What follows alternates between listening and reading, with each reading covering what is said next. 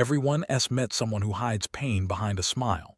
You see them at cafés, on buses, taking orders with voices that sound steady, but their eyes tell another story. Most people look away, pretending not to notice. Maybe it's easier that way. That day, Jason didn't look away. The waitress's hands shook as she poured his coffee, her sleeve slipping just enough to reveal the edge of a bruise. She tried to smile through it, like she'd practiced 100 times before. But the moment his eyes met hers, she froze because he wasn't just looking at her, he was seeing her. And when Jason Statham finally asked, "Who did this?" the room went silent. Nobody knew it yet, but the next few hours would change everything. Before we continue, thank you for watching and supporting these stories. Each one reminds us that sometimes the smallest act of noticing can change everything. If you believe that standing up for others still matters, make sure to subscribe and stay with us, because what happens next will stay with you long after the story ends. It was one of those afternoons where everything felt slower than it should. The kind where the city moved, but your mind didn't. Jason had just finished a long day, nothing heroic, nothing dramatic, just the quiet exhaustion that comes from trying to stay invisible. He wasn't there to be noticed. He wasn't even supposed to stop, but fate never really asked for permission. It just dropped moments in front of you and waited to see what you'd do. The diner was small, tucked between an auto shop and a laundromat. A red neon sign buzzed half dead in the window, flickering between diner and dine. Inside, the air smelled of old coffee and burnt toast. Jason walked in, hands in pockets, eyes scanning without meaning to. He sat at the counter, ordered a black coffee, and stared out the window. Just noise of cars passing, footsteps outside, a siren somewhere far away. The world kept spinning like it didn't care who was watching. Then he heard the voice, soft, polite, but heavy, like it was holding something up. "Coffee for you, sir." He looked up. The waitress couldn't have been more than mid-20s. Tired eyes, hair tied back, that forced half-smile that servers wear when they've forgotten what genuine feels like. But there was something else, a faint shadow beneath her left eye, like the kind you get when makeup—'s trying to hide something it can't. Jason nodded. "Yeah, black." She poured the coffee, her hand trembling slightly as she set it down. The cup rattled against the saucer. "You all right?" he asked quietly. She flinched just a fraction before forcing another smile. "Yeah, just a long shift." Jason held her gaze for a second longer than usual. There it was again, that small, frightened flicker behind her eyes, the one that said, "Don't ask." He nodded once. Long shifts have a way of showing on the face. She laughed softly, trying to make it sound casual. "Guess I should work on my poker face." Then she turned, walking back toward the kitchen, wiping her hands on her apron. But Jason noticed the sleeve, how she tugged it down, just a little too quickly. And under the fluorescent lights, he caught a glimpse of blue-green marks near her wrist. "Bruises." He didn't say anything, not yet. The door chimed and 3 men walked in loud, laughing the kind of laugh that wasn't joy, just arrogance. One of them brushed past her, not by accident, and whispered something low. She froze mid-step. Her face didn't change, but her eyes, they dimmed. Jason saw it all in silence. Years of reading people made it impossible not to. The waitress moved faster now, like she wanted to disappear. The men took a booth near the back. They ordered beers too confident for men who didn't belong there. Jason glanced at their hands, rings, bruised knuckles, tattoos half faded. Local trouble by the look of them, not just randoms. The waitress came back with their drinks, placing each glass down carefully. The one in the middle, short hair, smug grin, caught her wrist as she tried to leave. "Come on, sweetheart, don't be shy."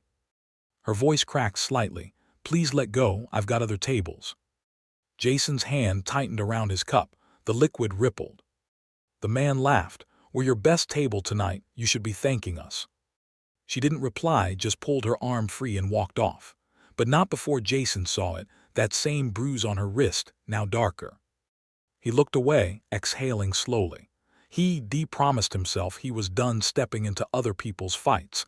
He'd had enough years of that in uniform. But the universe had a cruel sense of timing.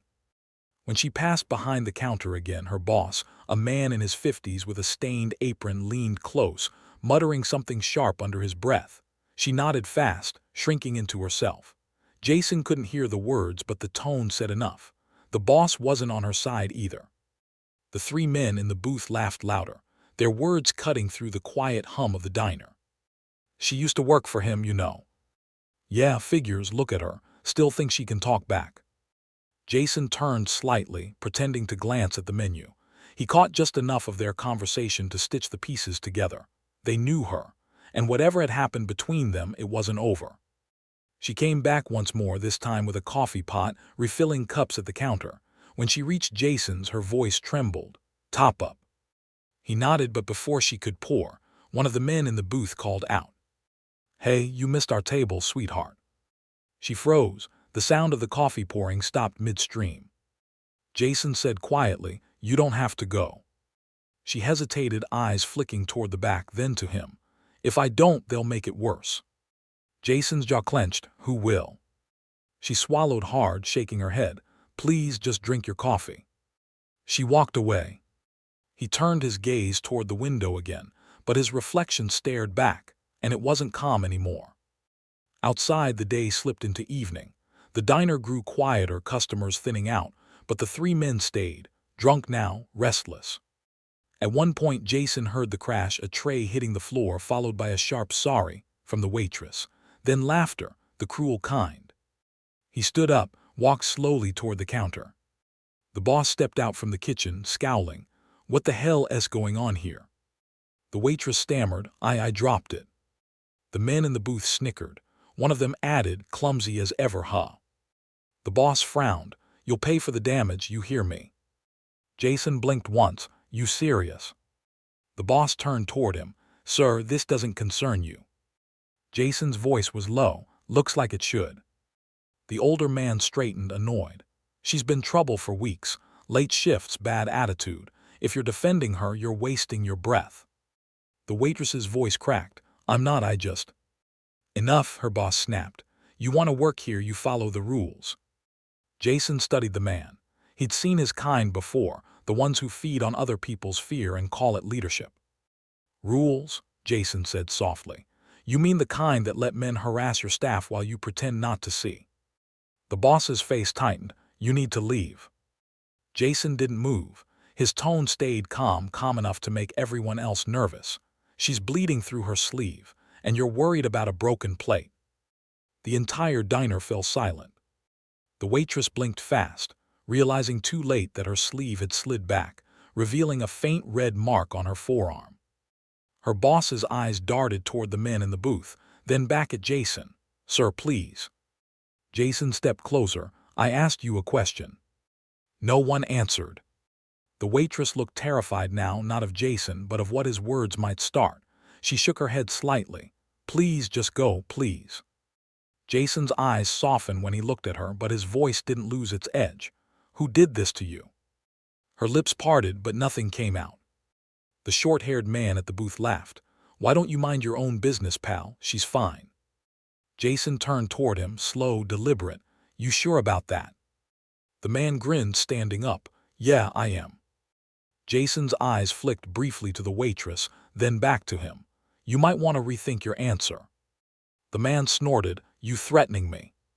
Jason took one step forward. The air seemed to tighten around him. No, I'm promising you. The man hesitated, just long enough for everyone in the diner to feel the shift. The waitress whispered, please don't. Jason looked at her. He hit you, didn't he? She closed her eyes. One tear slipped down her cheek. She didn't nod, she didn't need to. That was all it took. Jason's voice went cold. Then this isn't your problem anymore. The man moved first, always the mistake. He swung, loud and messy. Jason sidestepped easily, grabbed his arm, twisted it behind his back and slammed him against the booth. The table shook, glasses shattered. His friends jumped up, shouting. Jason stayed calm, his voice cutting through the chaos. Sit down. They didn't, so he made them. 2 precise moves, one elbow to the ribs, one sweep to the leg, and both men were down before anyone had time to blink. The diner froze, forks halfway to mouths, jaws hanging open. The boss stammered, You can't just... Jason turned, his stare sharp enough to shut him up.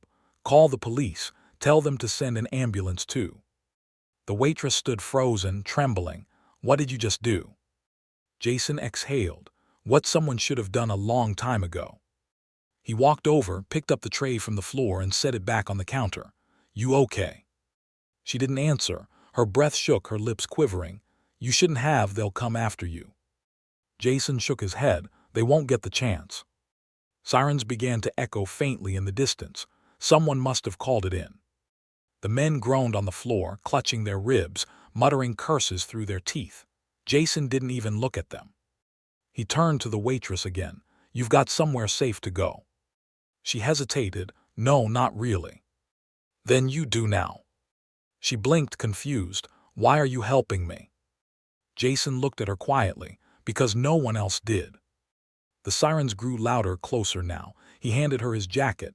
Put this on, you're shaking. She hesitated, then slipped it over her shoulders. It hung heavy but safe. As the flashing lights turned the windows blue and red, Jason stepped outside. The officers got out, hands on holsters. Sir, we got reports of an altercation. Jason nodded. Inside, 3 of them, they'll live. One of the officers frowned. And you are? Just a customer, Jason said, walking away. The waitress ran to the door. Wait, what do I tell them? He turned slightly, his voice calm, almost gentle. Tell them the truth. She opened her mouth to reply, but he was already gone, disappearing into the evening like he'd never been there. The officers entered the diner, taking statements, questioning witnesses. The men shouted lies, the boss tried to twist the story, but the waitress, for the first time in years, didn't stay quiet. He saved me, she said firmly. He saved me. Outside, Jason walked into the night, hands in his pockets, the sound of the rain beginning again. Somewhere behind him, justice had started, small, fragile, but real. And as he turned the corner, his phone buzzed. Unknown number. A voice whispered on the other end, You shouldn't have touched them, Statham. He stopped walking, looked up at the dark sky. Then tell them, he said, I'll be waiting. The rain didn't stop that night. It came in steady waves, washing the streets clean but never quieting the noise in Jason's head. He walked half the city by the time the message reached him again, 3 words flashing across his phone screen. You crossed us. He deleted it without reading the number. Jason wasn't new to warnings. They all sounded the same, some mixture of ego and desperation from men who thought fear was power. But he wasn't scared, not for himself. What unsettled him was the look he'd seen in that waitress's eyes before he left. It wasn't relief, it was dread. He knew what that meant. Whoever those men worked for, it didn't end in that diner. He turned down a narrow street, boots echoing against wet concrete, mind replaying every detail of the day. The tattoos on the men's hands, the accent in their words, the fear in the boss's silence. He'd seen it before, small-town muscle under big-city orders. And that meant someone higher up had given permission for her to be hurt. Jason stopped at a red light, the city reflected across the puddles. He didn't know her name then, just her eyes, her voice, her quiet strength. But he knew one thing, this wasn't over. The next morning, the diner reopened. People came in whispering about what happened. Some guy took out 3 blokes. Cops hauled them off. Nobody knows who he was. The waitress, whose name Jason later learned was Sophie, tried to go about her shift as if nothing had changed. But everything had. Every time the door opened, she flinched. Every time someone laughed too loud, she froze. Her boss avoided her eyes completely, pretending he hadn't been part of the problem. By noon, she asked to leave early.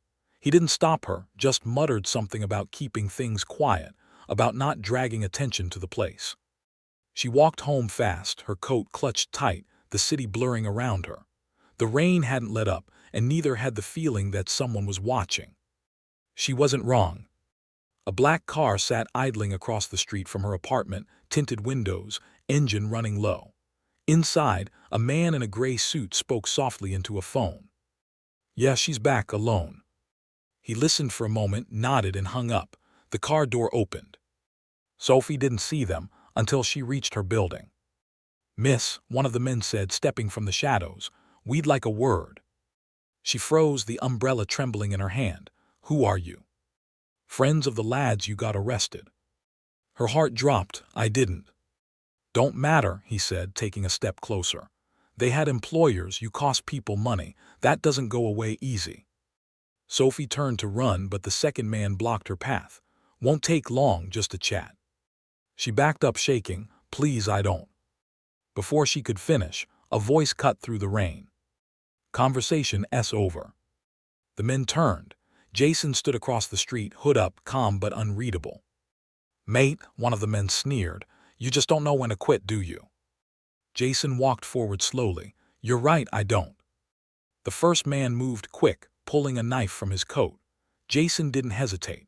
One step forward, one disarm, the knife clattered to the ground and the man followed it, gasping as Jason's elbow caught his ribs. The second charged.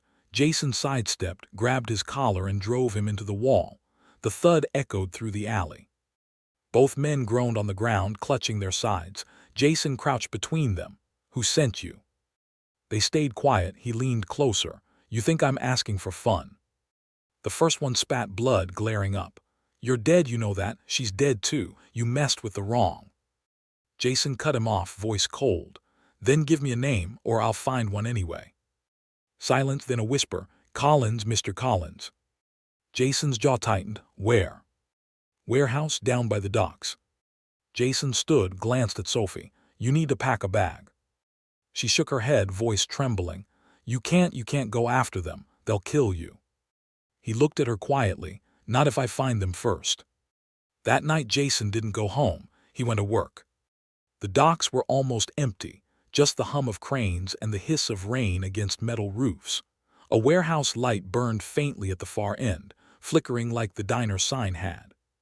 He parked his bike, walking toward it with that same calm stride that made lesser men nervous before he even spoke. Inside, voices murmured. Boss ain't happy. Those idiots drew attention. She's still breathing. For now. Jason's hand brushed against the steel door. He could hear the faint clink of glass, smell the mix of oil and cigarette smoke. 3, maybe 4 men inside, and one voice smoother, colder, older. He pushed the door open. The noise stopped. A man in a gray suit turned from the desk. Ah, he said, smiling thinly, the hero from the diner. Jason didn't respond. I was wondering when you'd show up. People like you, you always do. You think stepping in for some waitress makes you a savior. Jason walked further in. No, it makes me decent. The man chuckled. Decent doesn't pay bills, decent doesn't scare men into loyalty. He leaned forward. You broke 3 of mine yesterday. I'm here to return the favor. He snapped his fingers. 2 men came from the shadows, large, armed, the kind who mistake muscle for skill. Jason's tone stayed quiet. You don't want to do this. The first man lunged. Jason blocked, countered, and the fight was over in 2 moves. The second swung wide. Jason ducked, drove a knee into his gut, and sent him crashing into a stack of crates. The boss didn't move. You think this ends with me? Jason stepped closer. No, but it starts with you. The man's expression flickered, arrogance cracking just enough to show fear underneath. You have no idea who I work for. Jason's eyes narrowed. Then tell them next time they lay a hand on her, I'll make it personal. He turned to leave. The man shouted, You walk out that door and you're signing your death warrant. Jason paused at the doorway. I've signed worse. He left the warehouse in silence. Outside, the rain had turned into fog. The city lights blurred in the distance. Jason didn't look back, but he knew someone would be watching, waiting to see if he'd cross the line again. He did. 2 nights later, Sophie showed up at a small cafe downtown, one that Jason had told her about in case she ever needed to reach him. She looked exhausted but safe. They came to my apartment, she said quietly, tore the place apart. Jason nodded. They won't find you here. Her voice cracked. Why are you doing this? You don't even know me. He took a breath. Because I've seen too many people pretend not to care. It always starts the same way, a bruise, a whisper, a shrug, and then one day it's too late. Tears welled in her eyes. You can't save everyone. He looked at her softly. I don't try to, just the ones right in front of me. She smiled faintly, the first genuine one he'd seen. What happens now? Jason glanced out the window. Now you start over, somewhere they can't find you. And you? He hesitated. I go remind Collins what happens when he forgets how to treat people. That night the warehouse went dark for good. Nobody saw what happened inside, but by morning the place was empty, doors broken, lights smashed, and a single message spray-painted on the wall. She's free. Police reports would later list it as vandalism and property damage. No one was arrested. No one talked. Sophie moved 2 towns away, found work in another cafe, smaller, quieter, safer. Sometimes she'd still flinch when the bell above the door rang, expecting trouble. But then she'd remember the look on Jason's face, calm, steady, certain, and the fear would fade. Weeks passed. The story of the diner fight made small local headlines, then disappeared like most things do. But one evening, as Sophie was closing up, a man came in just before the lights went off. She turned, startled, then smiled. "Didn't think I'd see you again," she said. Jason nodded slightly. "Just checking you're okay." "I am," she said softly, "thanks to you." He looked around the quiet cafe. "Looks peaceful." "It is," she said, "for now." He gave a faint smile. "That's all anyone can ask for." As he turned to leave, she called out, "Wait." He stopped, looked back. She reached into her apron and pulled out a folded napkin. "You forgot this." Jason frowned slightly, taking it. Inside was a small note, written in shaky handwriting. "For when the world gets loud again, coffee S on me." He smiled, not wide, not showy, just enough to soften the edges of his face. "I'll hold you to that." He walked out into the night, the sound of the bell fading behind him. Outside, the streets were quiet again. No sirens, no shouts, just the hum of a city that had already forgotten what had happened. But somewhere out there, someone would remember. A woman who learned to breathe again, a man who refused to look away, and a promise, unspoken but clear, that in a world where cruelty hides in plain sight, decency is still the loudest kind of strength. Jason pulled his hood up, disappearing into the fog. Because heroes don't wait for the light. They move in the dark, where people need them most.